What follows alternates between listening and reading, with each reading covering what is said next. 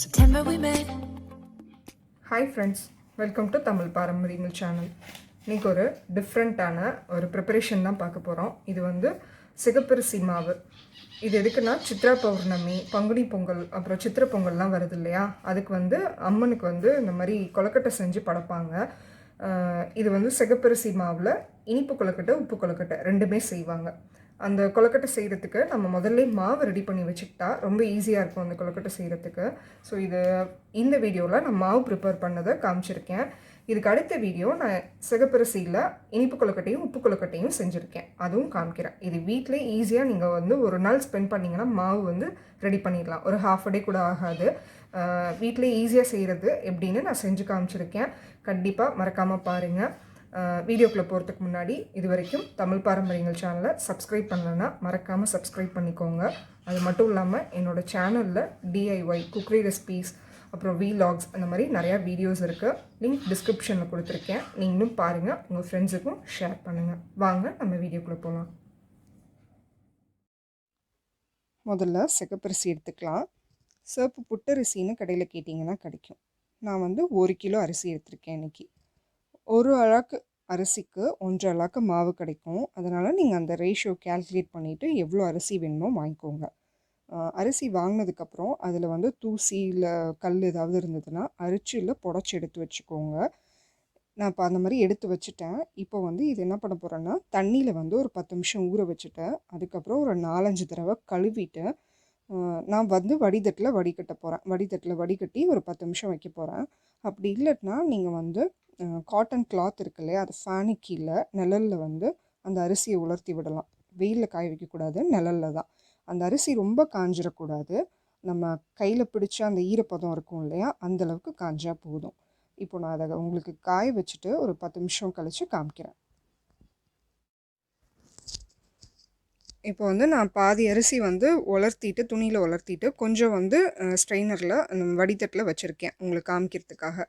இப்போ வந்து அரிசி பாருங்கள், பிடிச்சா கொஞ்சம் ஈரப்பதம் இருக்க இந்த மாதிரி இருக்கணும், ரொம்ப காஞ்சிடக்கூடாது.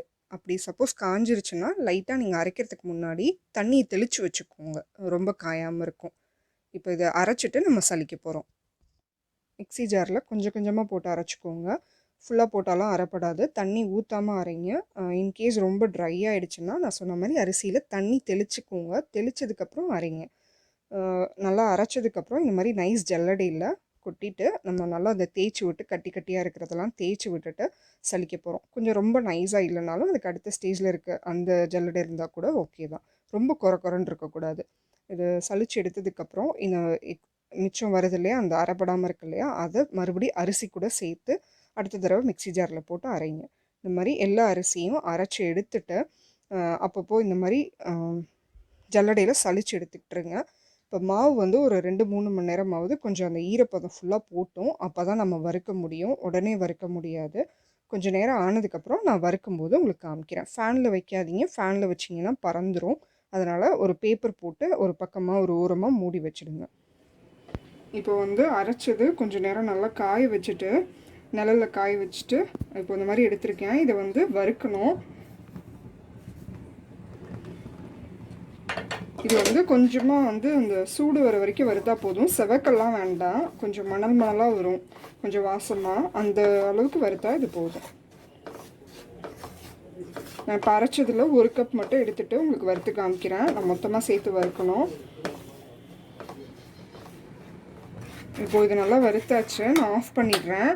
நல்லா சூடாகிடுச்சு. அதே மாதிரி நல்ல வாசமாகவும் இருக்குது, அந்த சிகப்பரிசி வாசம். இந்த மாதிரி கொஞ்சம் நல்ல மணலாக வரணும். இப்போ இது அவ்வளோதான். இப்போ இந்த மாதிரி மாவு ரெடி பண்ணி வச்சுக்கிட்டிங்கன்னா நம்ம எப்போ கொழுக்கட்டை வேணுமோ இப்போ செஞ்சுக்கலாம். சிகப்பரிசி மாவு ரெடி பண்ணியாச்சு.